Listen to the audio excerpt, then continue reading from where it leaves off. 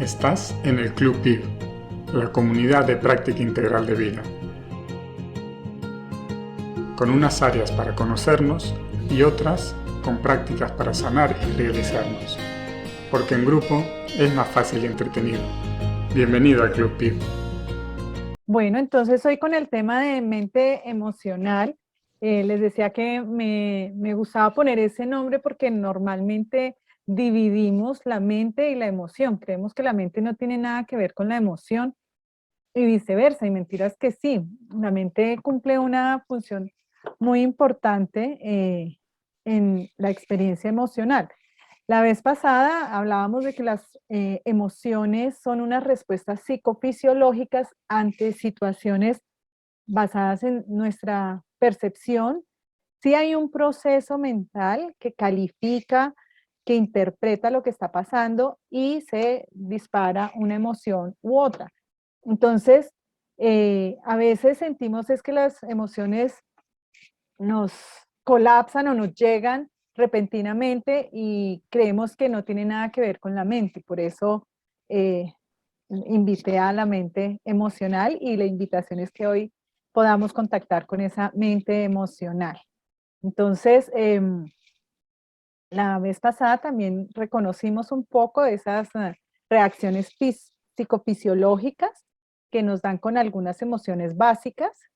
eh, y bueno, y también hay, como les digo, una actividad mental. Entonces, la pregunta de hoy es, ¿qué pasa con nuestra mente cuando llegan, pues, esas emociones difíciles? Cuando llegan las emociones fáciles, como que ni nos preocupa, pero el ejercicio que vamos a hacer hoy también vale la pena revisarlo con emociones eh, que llamamos fáciles, ¿no? Porque a veces nos podemos acomodar a situaciones que emocionalmente nos parecen sencillas, simplemente porque nuestras creencias están atrapadas también con un patrón que nos dice que eso está bien. Y a veces, si podemos tomar un poco de distancia y evaluar, decimos, bueno, de pronto esto no está tan bien. Entonces vamos a profundizar un poquito en eso. Eh, para hoy voy a tomar de base una propuesta de Diane Hamilton.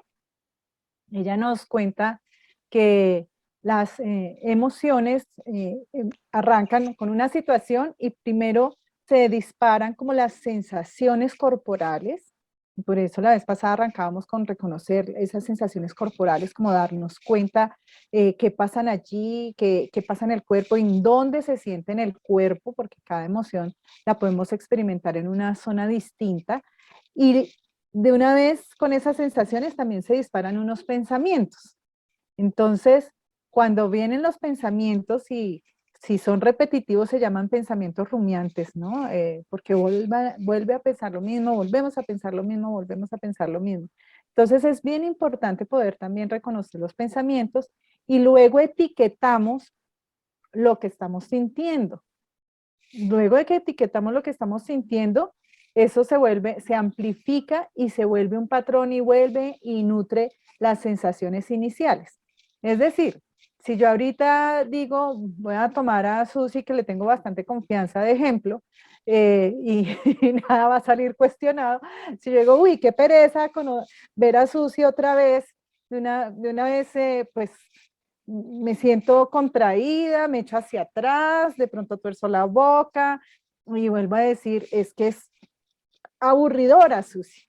¿Sí? De una vez le pongo una etiqueta, está muy mal que me vea con ella y entonces eso se vuelve a amplificar porque cada vez que digo eso, mi cuerpo vuelve a sentir lo mismo, se quiere echar hacia atrás y vuelvo y digo la misma cosa, es que Susi, y le puedo agregar otras ideas similares y luego la etiqueto y sigue el ciclo. ¿Sí? Y esto pasa con cualquier emoción que nosotros tengamos. Entonces, si yo digo, qué chévere ver a Susi, entonces mi cuerpo va a tener unas reacciones distintas. Me va a decir, es que es una gran amiga, nos conocemos desde hace años, y entonces empiezo a decir, es que ella es muy chévere, nos reímos mucho, entonces la etiqueto y vuelvo y amplifico, y eso hace que mi cuerpo vuelva y tenga la misma reacción y por eso hacemos ciclos y patrones emocionales que a veces nos cuesta trabajo salir de ellos, sean con emociones, como decía antes, fáciles o con emociones que las llamamos difíciles. No me gusta hablar de las emociones positivas o negativas, porque ya esa es una etiqueta que nos invita como a rechazar ciertas emociones, y veíamos que todas las emociones emergen y de emociones básicas, y todas las emociones básicas son útiles para la supervivencia. Entonces, en lugar de querer rechazarlas y separarlas y querer no tenerlas, puede que nos cueste más gestionar algunas emociones que otras, y por eso me gusta hablar de las emociones fáciles o de las emociones difíciles. Entonces, con base en este ciclo que Diane describe, ella nos invita a 7 pasos que los voy a explicar someramente y luego vamos a hacer la práctica sobre estos 7 pasos. El primer paso es sentir el cuerpo, que era lo que hablábamos del ciclo, ¿no? Entonces, percibe el cuerpo, date cuenta cómo cambia, en dónde cambia, de qué manera, si se tensiona, si se relaja, si cambia la temperatura, la postura, en qué zonas cambia más el cuerpo. En segundo lugar, ponle nombre a esta sensación, es decir, ahí empiezas ya a despertar tu capacidad de observarte a ti mismo, a ti misma, de decir, está, y ahí se activa la cognición, ¿no? Está pasando tal cosa, yo le podría llamar a esto, no sé, a empezar con algo agradable o desagradable, me estoy tensionando, y ahí puedes empezar a ponerle nombres. Hoy vamos a trabajar con la rueda de las emociones del psicólogo Robert Plutchik, que lo pueden conseguir en internet. Luego les paso un archivo una imagen que he puesto y se las voy a compartir. Pero también hay otras ruedas de emociones, no solo la de él, que están planteadas y que ustedes también pueden consultar ya después para poder poner nombre a las emociones. Cuando le ponemos nombre, nuestra mente queda como con más claridad y tranquila. La mente, cuando no puede nombrar algo, queda como incompleta y empieza también a rumiar y a rumiar y a buscar algo que le explique qué es lo que está pasando. Entonces, es muy bueno y muy útil ponerle un nombre, ponerle un nombre. Puede que después lo llames de otra manera, pero ponle un nombre para poder saber qué te está ocurriendo, ¿sí?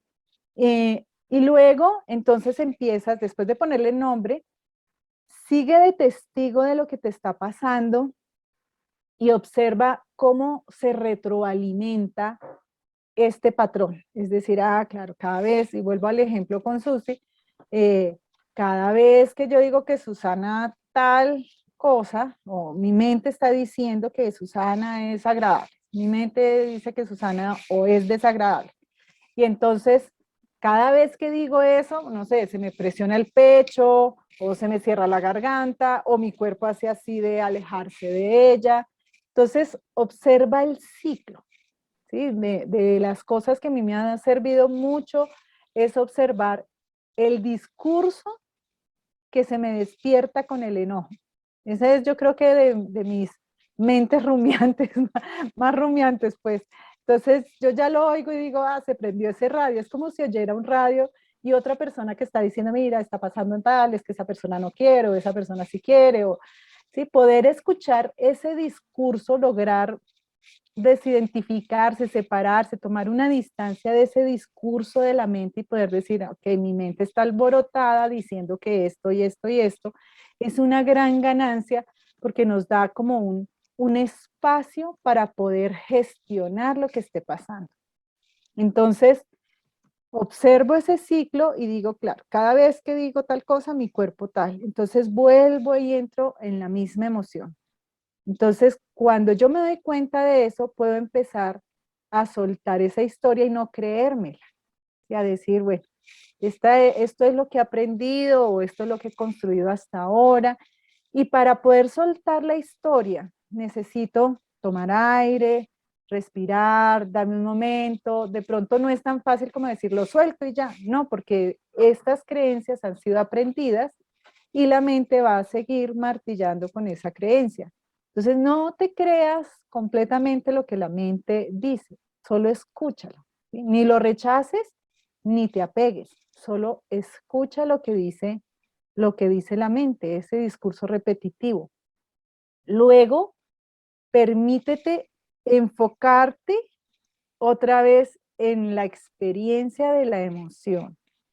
Date cuenta cómo es esa energía de esa emoción, cuál es como el mensaje que trae esa experiencia emocional, esa experiencia corporal. Sí, es decir, aquí, digamos, en otro nivel está la mente diciendo, Susi no sé qué, Susi tal cosa, Susana, ta, ta, ta, ta, ta, y yo vuelvo y me enfoco, dejo que esté ahí, lo acepto que está ahí, y vuelvo y me enfoco en la experiencia que estoy viviendo, ¿sí? Que es como mirar qué me trae de mensaje esa experiencia y me abro a la inteligencia o el conocimiento que puede traer esa emoción. Y luego pregunto, qué de útil, qué de cierto puede tener esta experiencia? ¿Cuál es la utilidad? ¿Cuál es la sabiduría, el mensaje que trae? Y así me abro y le abro espacio a la respuesta, sin que el discurso permee, ¿sí? Porque si me digo, ¿cuál es la inteligencia que trae? No, pues que te alejes de Susana, ¿sí?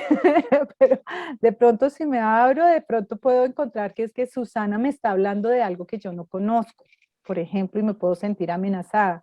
Entonces, puede llegar, es una información completamente distinta a la del discurso habitual que llega con una emoción específica.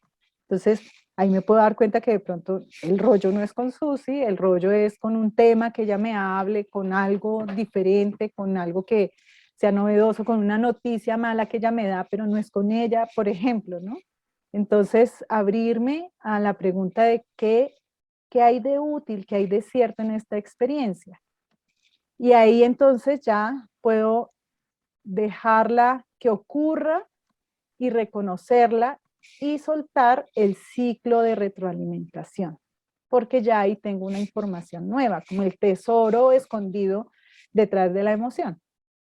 Y ahí yo puedo decidir también con más claridad si quiero comunicar o no y de qué manera quiero comunicar esa emoción que estoy sintiendo. De pronto no le va a decir a Susi, oye Susi, no te quería ver, porque ya no es esa la información. De pronto es, oye Susi, ese tema es difícil para mí, por ejemplo, ¿sí? Entonces la experiencia interna cambia y la experiencia relacional también se ve modificada y enriquecida con estos ejercicios.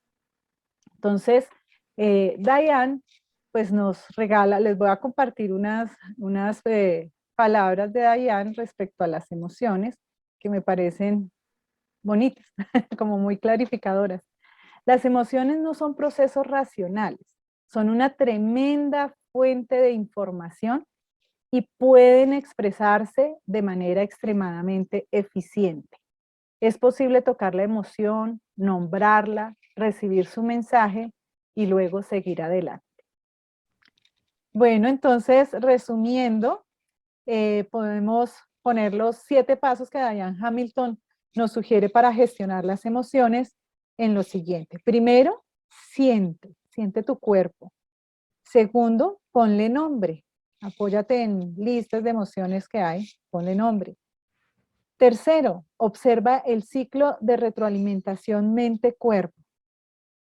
Cuarto, suelta la historia que te estás contando. Quinto, vuelve a experimentar tus sensaciones corporales y todo este cambio que tienes. Vuélvelo a experimentar. Sexto, suelta la experiencia al preguntarte qué de sabio tiene esto que estoy sintiendo. Y por último, séptimo, decide si lo comunicas o no lo comunicas, de qué manera y a quién. Llévate estos 7 pasos y los esperamos en el próximo Teatro de las Emociones para poder hablar de cómo hacer para vivir las emociones plenamente. Los esperamos.